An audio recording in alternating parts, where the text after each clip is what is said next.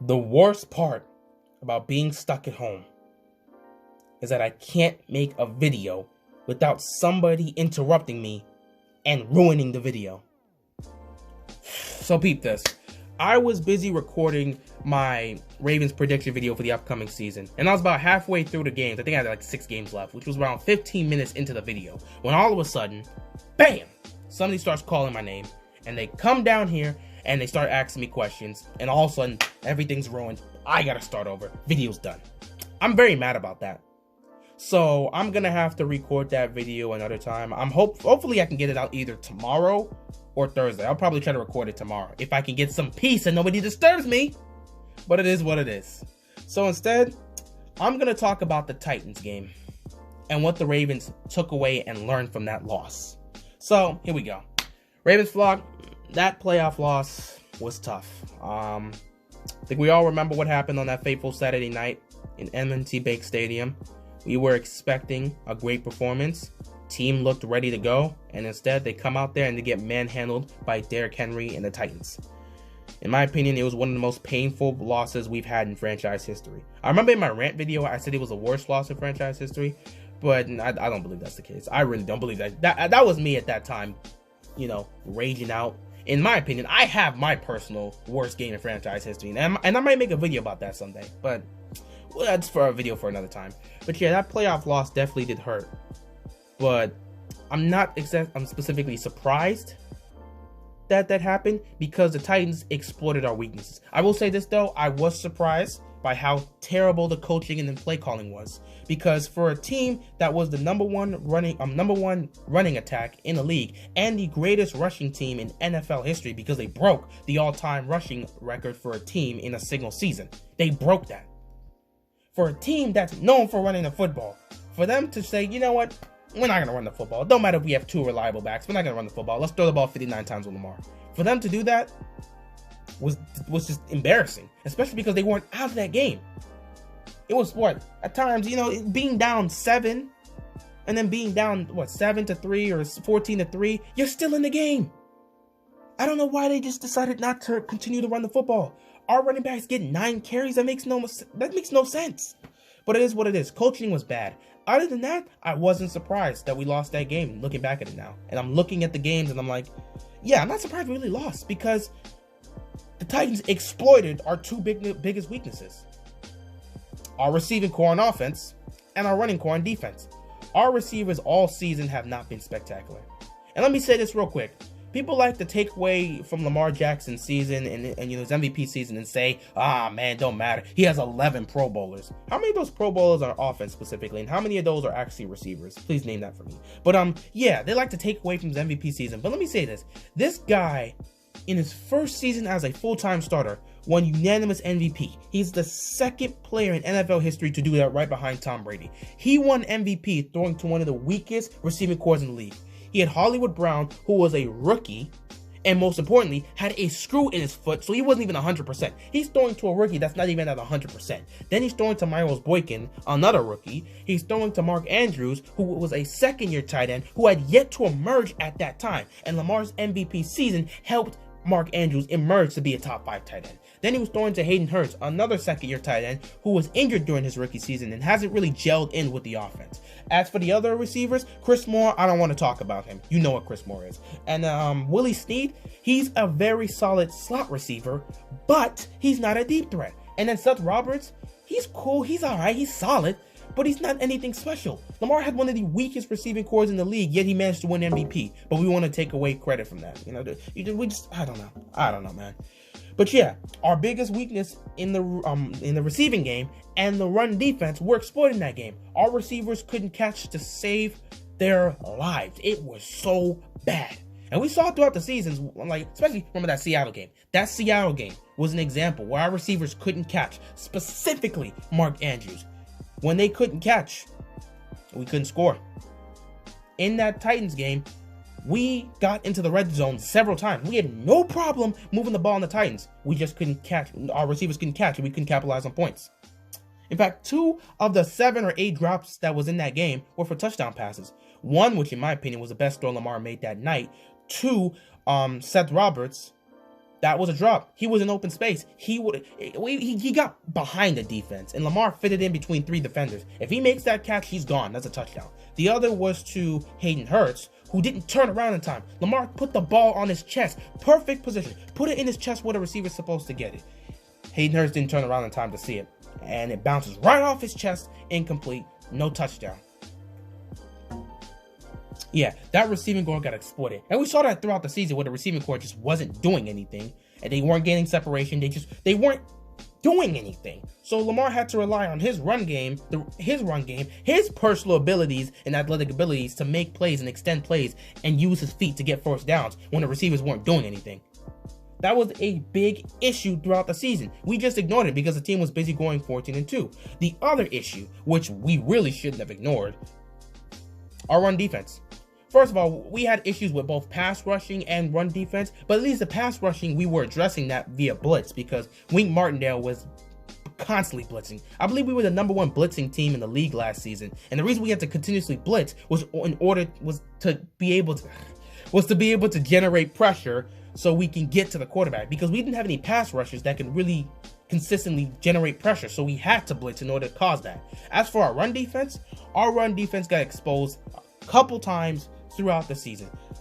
Week 4 against Cleveland, Nick Chubb runs all over our run defense, couldn't make a stop. Now at that time, Ravens, yes, I understand that was not our main front 7, but it definitely was a sight for what's to come, especially because we faced off against the 49ers. So you can use that excuse against the Cleveland Browns, especially because they weren't there. But what about that Niners game? Mozart went off for over 150 rushing yards. We couldn't stop him. That was a sign of what's to come, especially because we ended up going up against Derrick Henry. If you couldn't stop Mozart from running all over you, how are you supposed to stop Derrick Henry? So that was definitely a warning for things to come. They exploited our 2 biggest weaknesses. Our receiving core wasn't great, so they exploited that. And our run defense wasn't great, so Derrick Henry ran all over it. But overall, when I look at that game, it definitely hurt. But to be honest, in some cases, I'm glad that our weaknesses were exploited like that, because it gave our man Eric DeCosta a front seat view of all the weaknesses on our team. And because of that Titans loss, we were able to improve as a team. Eric DeCosta spent this offseason addressing one thing. I'm sorry, two things. But the second one was via draft. I'm talking offseason in terms of the free agency. The one thing he addressed, our front 7. He went out, he brought in Calais Campbell, who actually matches up well against Derrick Henry and has been a guy to give Henry some trouble. The other guy he goes out and gets, Derek Wolfe, another guy that can beef up our front 7. In the draft, he also drafts 2 defensive tackles that could help that front 7 as well, while also adding depth to that.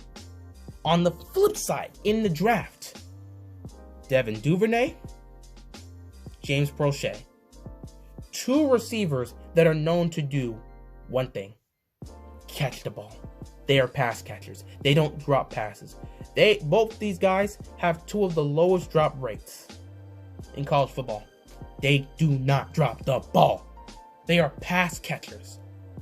DeCosta made sure to get guys that are guaranteed to catch the football if you throw it towards their direction.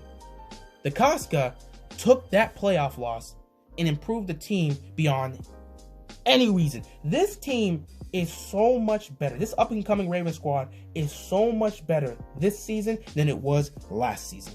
And part of that has to deal with the Titans exploiting our weaknesses.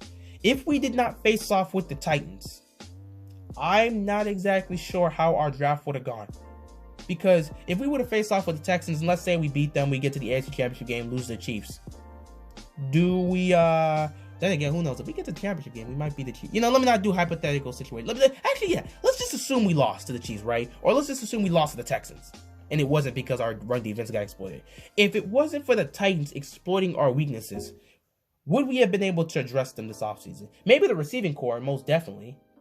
But the run defense, I'm not exactly sure. Maybe the pass rush, but like our front 7, I don't know. It was blatantly clear to DeCosta that he needed to fix the front 7, and he needed to fix our receiving core. And he spent the offseason and the draft doing exactly that. Now you got linebackers and Malik Harrison and Patrick Queen to help out with that position. You got ballers. He also added J.K. Dobbins to make this offense even more explosive and this run game even more explosive. This team is so much better because of what they had to deal with in that playoff loss. And that loss was terrible. But it also helped Lamar learn something. And he said it to Earl Thomas in the Pro Bowl. One thing that, it was a lesson that could be learned. Don't mess around. Don't screw around. Every team is a competitor. Every team is going to go out there and compete. No matter what the record is, no matter how good or bad they are, every team has an opportunity to win on any given Sunday. So you can't go out there and mess around. You have to treat every opponent like you're facing off against them in the Super Bowl. And that's the mentality he kind of has right now. Because by the time you get to the playoffs, if you have that mentality, you will be prepared for the playoffs. And I'm glad Lamar has that mentality now, because he's going to bring that in, and the team's going to bring that same mentality in this upcoming season, and I can't wait to see it. But yeah, if it wasn't for this playoff loss, our team wouldn't be as good as it is now. And it's always kind of being looking at this like hindsight. Obviously, we didn't want to lose that game despite our weaknesses. Every team has weaknesses. We still wanted to win that game. Obviously, we wanted to go to the Super Bowl and win. And we thought we were going to go to the Super Bowl and win. After all, we were the best team in the league last year. And again, people always be like, well, you lost in the division round. You got to understand, being the best team in the league does not mean you will be the clutchest team in the postseason. We were the best team in the league, clearly. Clearly, we were beating some of the best competition. We were beating the Niners. We were beating the Patriots. We were beating the Texans. We were beating some tough teams. All of them playoff teams. All of them playoff teams. We were beating legit playoff teams and divisional winners. We were the best team in football last year. It's just that when it came to the playoffs, we were not the clutchest team. That was Mahomes and the Chiefs. Mahomes came up clutch. We did not come up clutch. That doesn't mean we weren't the best team in the league. So people got to understand the differences with that. But yeah, we were trying to ignore those weaknesses because we were the best team in the league. But the Titans exploited those weaknesses hard. And thanks to them being able to exploit it, we probably had one of the best drafts we've had in maybe the last 5, 6, 7, maybe 8 years. It's been a long time since we've had a draft this good. As well as an off season that was this good. So I gotta say, what they took away from this playoff loss is that they gotta be prepared. Any team that can win on any given Sunday. And obviously, you'd be like, well, obviously that should be the case. But this is a young squad. This is a young unit here. A lot of guys on this team's young. First, second, third year into the league. It takes some time to be able to understand this lesson and to gain this mentality.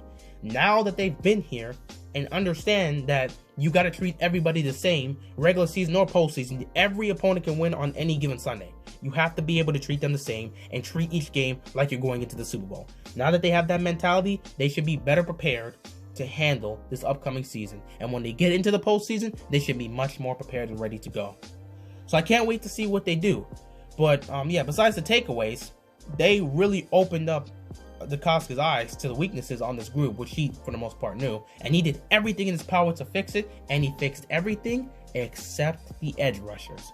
Which is something, he can address. It's still not over. He can still address that. But pretty much every weakness that was exploited in that playoff game has been solved. So because of that Titans loss, the Ravens are a much better team, a much more dangerous team. And, they may come back this season and be the best team in football and end up going to the Super Bowl, which is what a lot of us Raven fans are hoping for. So yeah, Ravens flock, that's really all I got. It was definitely a tough loss to deal with. And obviously at the time, you don't want to have that mentality like, well, we may have lost this game, but we'll be back next year. Obviously, no. You want to win that game now because you're watching it now and you're a fan of the team and you want them to win now, especially when they're a Super Bowl contender. But sadly, that did not end up happening. So we got to put that in the past. Besides, it's May now. If any Raven fan is still looking back at that loss and still like severely hurting, dude, move on. It's May. It's a new season coming up. Hopefully we get to play it. I don't know how the situation is going to go. We're still, going through this whole situation in the world. And, we got about 2 months since training camp will probably start. 2 months since. 2 months until training camp starts. Excuse me. I am not in a good mood right now. Just the fact that I had to restart that entire video It's getting to me. It's really getting to me.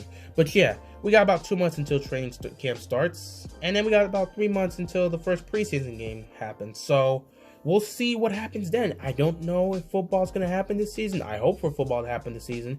And if it does happen this season, trust me, the Ravens will be ready. They'll be ready to go. And they'll be much more prepared for the postseason when they get there. So Titans fans, congrats on your win. You guys didn't move forward after that, but congrats on your win.